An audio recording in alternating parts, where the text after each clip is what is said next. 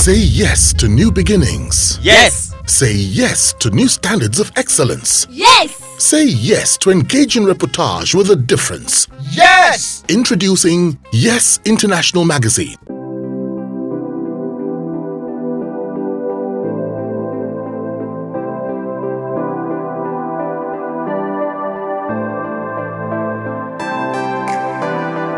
You drove all the way on your bike from London to Nigeria. What has changed about you, since you made that trip? And the truth is, a lot of things has changed.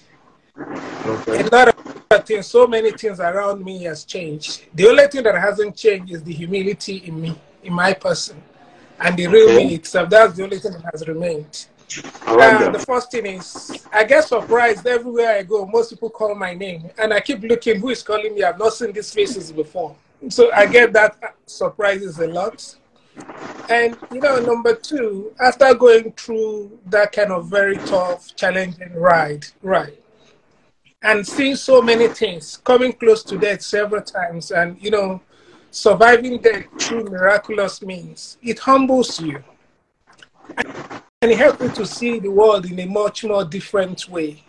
It helps me to see the world like, we're just this tiny little insignificant speck in this giant equation called life. And to treasure every moment that comes my way. Because, the truth is, life is a privilege. So all this exposes me to understand this better. And I have a better appreciation of what life is through this adventure.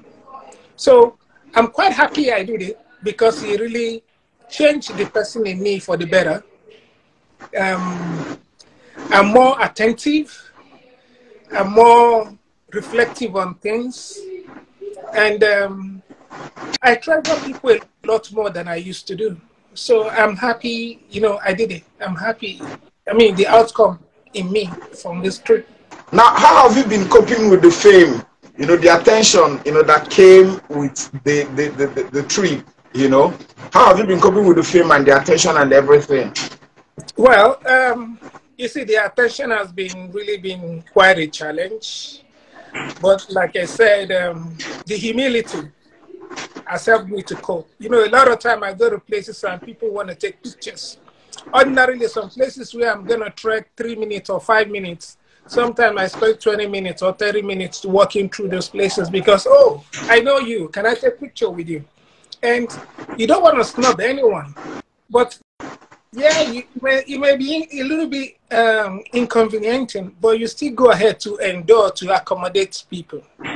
So, for me, I just said, okay, well, I did the trip because for charity. If people have connected to the dream of Rotary, the idea of ending polio around the world, which they have identified me with, and they want to share that story and tell them, oh, I was part of the story with this guy that rode the London to Lagos. Well, I'm going to give them that opportunity. That's another way we can begin to, further propagate that message. So it's something like the endurance I go through a lot, all through. So what would you say has been the greatest lesson, that trip has taught you? It's just that one, humility. And to be grateful, just living a life of gratitude. Because while I was on the ride, there are probably 3 occasions which I came so close to dying. I remember a particular one, I actually closed my eyes waiting for death. And after like 30 seconds, I didn't see death. I still feel the impact. Then I opened my eyes and I saw I was still alive. And, these sort of things humbles you. It makes you to be grateful for life, to be thankful for every morning you wake up and being able to go out that morning to actually make a difference in the world. So, yes, humility is key for me. It taught me that. Then also living a life of gratitude living. That taught me that a lot. Okay. So what were some of the highlights of that trip that you made on bike? Well, the key one, like I keep saying to everyone, the key highlight for me on that trip was the discovery of the true African story. The discovery, the beautiful continent of Africa, the people. We all know Africa is a land of diversity, it's a land of culture. But what most people don't know, because what is not there in the media, is the richness of the people of Africa, the humanity in the people of Africa. Because every time you read about Africa, it's either maybe a criminality, a warlord, a crisis, or war, or famine, or something. But the uniqueness of the people, the friendliness of the people, is hardly written about. It's hardly spoken around there in the world. But when I went through all those countries in Africa, through the cities, the villages, the towns, and all those places, and I experienced, you know, the humanity, the hospitality, the friendship of African people at its best. And that actually exposed to me the true story of the African people. So for me, the key highlight, which I say everywhere I go, was the discovery of the true African story, which has been undertold in most media around the world. Now, where in which of the countries did you enjoy the best hospitality? Well, like I always say, it's Cote d'Ivoire because Zainab was there. That was it.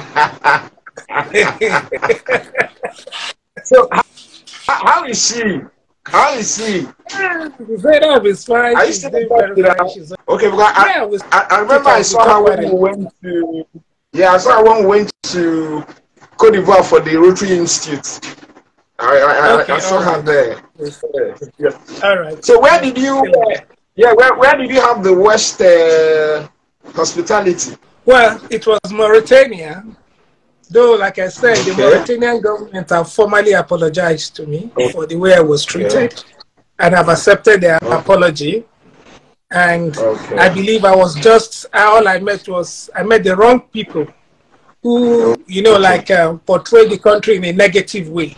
But like, I've accepted their apology, and I'm willing to re-experience Mauritania and to rewrite my story of the new experience that I'll go when I get there. I like that. Have you got any regrets about embarking on that trip? No, no regret at all. Actually, there was no regret at all. I enjoyed it so much. I liked the learning and... So what was the sweetest thing that happened to you during that trip or in the course of the trip? Well, meeting Zainab was one of the sweetest things, to be honest. I like that.